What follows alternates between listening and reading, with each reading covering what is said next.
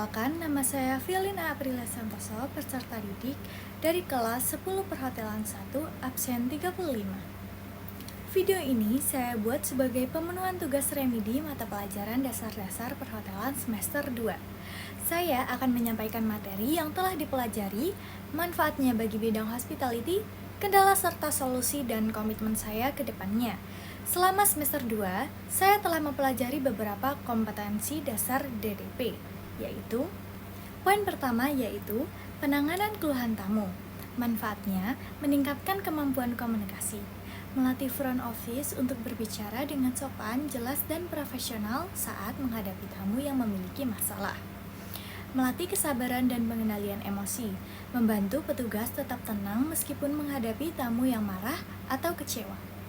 Meningkatkan kemampuan problem solving, melatih kemampuan menemukan solusi yang cepat dan tepat terhadap keluhan tamu. Yang kedua yaitu menganalisis fitur pesan dan WhatsApp. Manfaatnya meningkatkan kemampuan komunikasi digital, melatih penggunaan bahasa yang profesional melalui pesan tertulis, mempercepat pelayanan tamu, informasi referensi dan kebutuhan tamu dapat ditangani lebih cepat.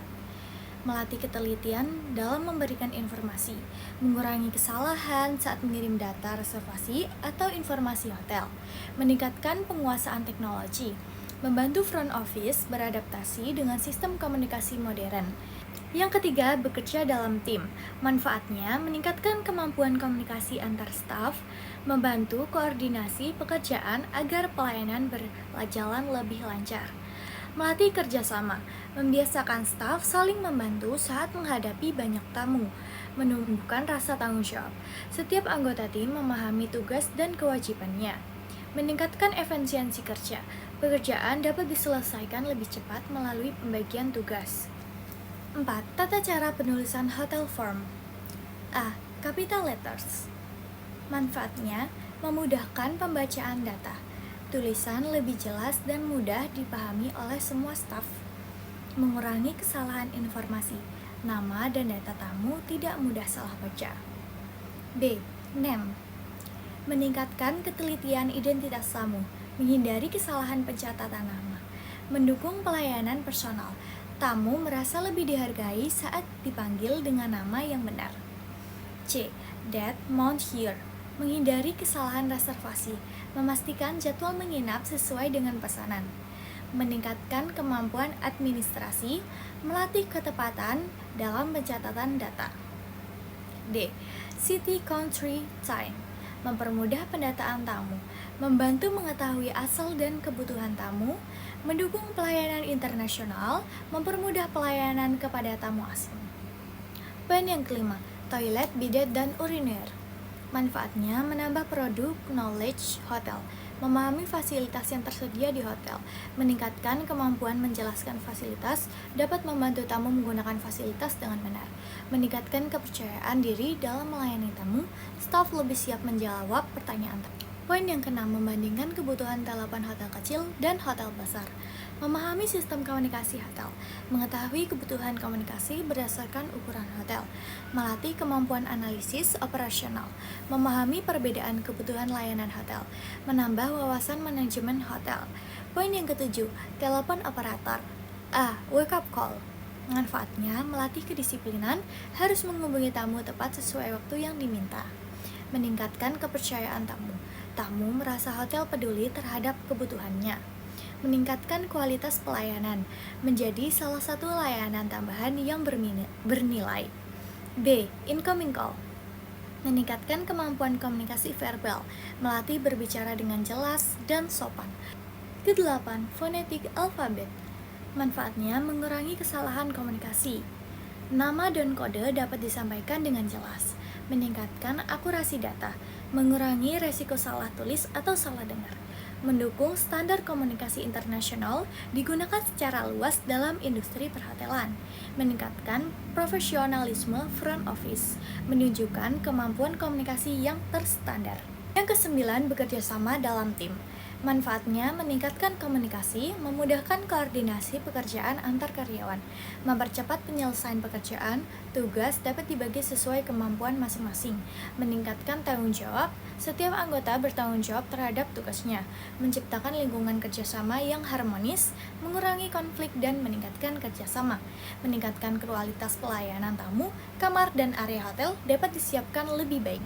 Yang ke-10, public area. Menjaga kenyamanan tamu, area umum yang bersih membuat tamu merasa nyaman.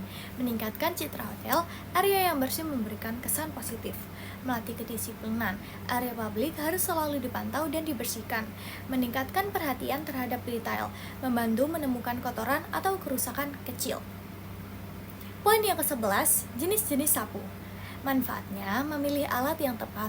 Setiap sapu digunakan sesuai jenis lantai dan area yang berbeda, meningkatkan efisiensi kerja. Pembersihan menjadi lebih cepat, menghasilkan kebersihan maksimal, debu dan kotoran dapat dibersihkan secara efektif. Menjaga fasilitas hotel, mengurangi resiko kerusakan akibat alat yang salah. Yang ke-12, alat-alat pembersih. Manfaatnya meningkatkan keterampilan housekeeping, memahami fungsi setiap alat kerja, mempercepat proses pembersihan, pekerjaan menjadi lebih efisien, menjaga standar kebersihan, hasil kerja lebih maksimal, meningkatkan profesionalisme kerja, menggunakan alat sesuai prosedur operasional. Poin yang ke-13, bahan pembersih. Manfaatnya menjamin kebersihan yang optimal, membantu menghilangkan kotoran dan bakteri, mencegah kerusakan fasilitas, bahan digunakan sesuai jenis permukaan, menjaga kesehatan lingkungan hotel, lingkungan menjadi lebih higienis, meningkatkan kualitas kerja housekeeping, hasil pembersihan lebih baik dan profesional. Poin ke-14 yaitu jenis-jenis akomodasi. Manfaatnya menambah wawasan industri perhotelan, memahami berbagai jenis tempat menginap, memahami kebutuhan tamu yang beragam. Setiap akomodasi memiliki target tamu yang berbeda. Meningkatkan kemampuan memberikan informasi, dapat menjelaskan fasilitas dan layanan dengan baik. Membentuk profesionalisme pelayanan, menambah pengetahuan yang mendukung pekerjaan hospitality. Poin ke-15 yaitu housekeeping. Meningkatkan ketelitian, memastikan setiap area bersih dan rapi. Menumbuhkan kedisiplinan kerja, pekerjaan dilakukan sesuai SOP yang ada. Menjaga kualitas hotel, kebersihan merupakan standar utama hotel. Meningkatkan kepuasan tamu, tamu merasa nyaman selama menginap. Ke-16, barang-barang di kamar hotel dan kamar mandi hotel.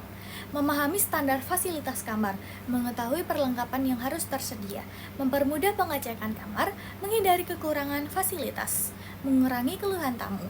Semua kebutuhan dasar tamu tersedia dengan baik, meningkatkan kenyamanan tamu.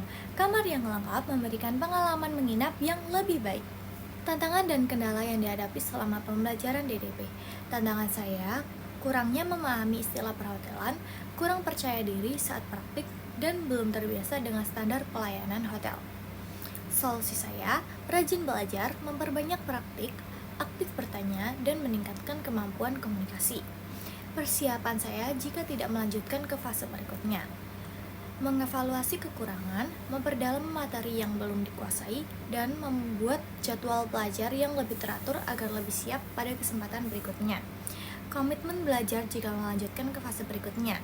Belajar lebih disiplin, aktif dalam pembelajaran dan praktik, meningkatkan kemampuan bahasa Inggris, komunikasi, serta menjaga sikap profesional dan tanggung jawab.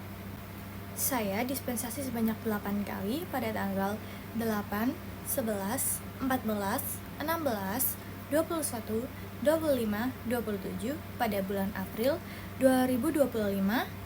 Kegiatannya latihan fashion show. Dan pada tanggal 28 bulan April 2025, kegiatan fashion show di Artos.